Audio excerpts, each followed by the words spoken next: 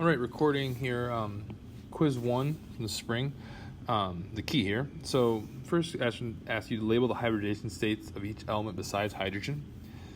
Some folks didn't see these carbons, so those are both sp3 hybridized.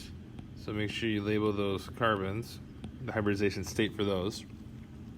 The other thing people might have missed is this oxygen would be sp2 hybridized because this lone pair can do resonance with this sp2, the pi bond next to it, the silicon. And the other one they might have missed is because this is a strange molecule, this nitrogen actually is sp hybridized. That was a really tough question. I just want to throw that in there. Add on the lone pairs, nitrogen, oxygen, both having lone pairs. The sigma bond between the silicon and oxygen is being formed because they're both sp2 hybridized.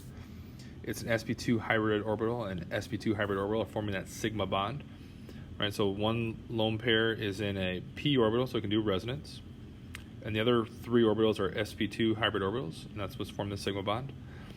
Resonance structures, I drew a couple different ones here. You can show the electrons moving there. You could also draw where the electrons move from here, and then the electrons would end up actually on the carbon here because of the way the structure is made. I was pretty lenient on how these were doing. So +2 for arrows, +1 for the structure and the charges.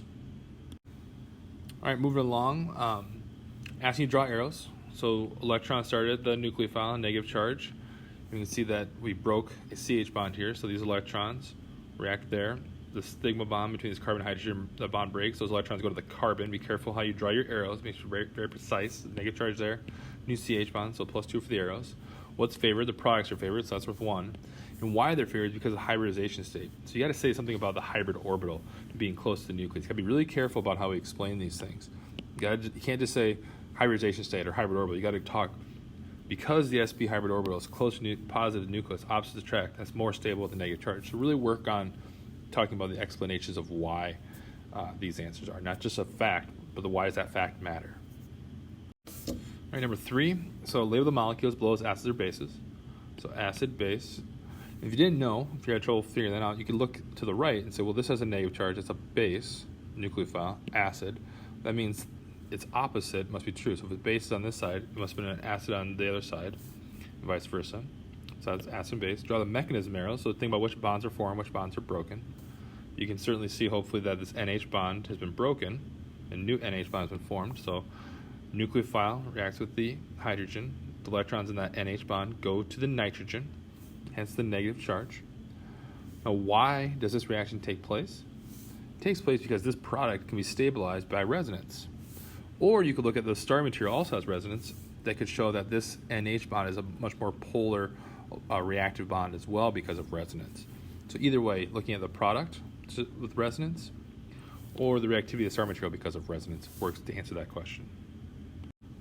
All right, final thing, just doing some resonance practice. So 2 different resonance structures. Make sure you always redraw this. Just want people to think about, so this sulfur is being pulled on by 2 oxygens. So really think this is really electron deficient, that electrons from this ring are want to be pulled up towards it. So that's what I did. I had this pi bond break between 3 and 4. New pi bond between the sulfur and the carbon 4.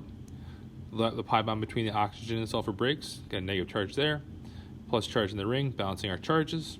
Then I just move the pi bond over here, and then with a plus charge down carbon 1. So there's lots of different ways to do it. This is one of the ways I looked at. So +2 for arrows, +1 for the structure and the charges.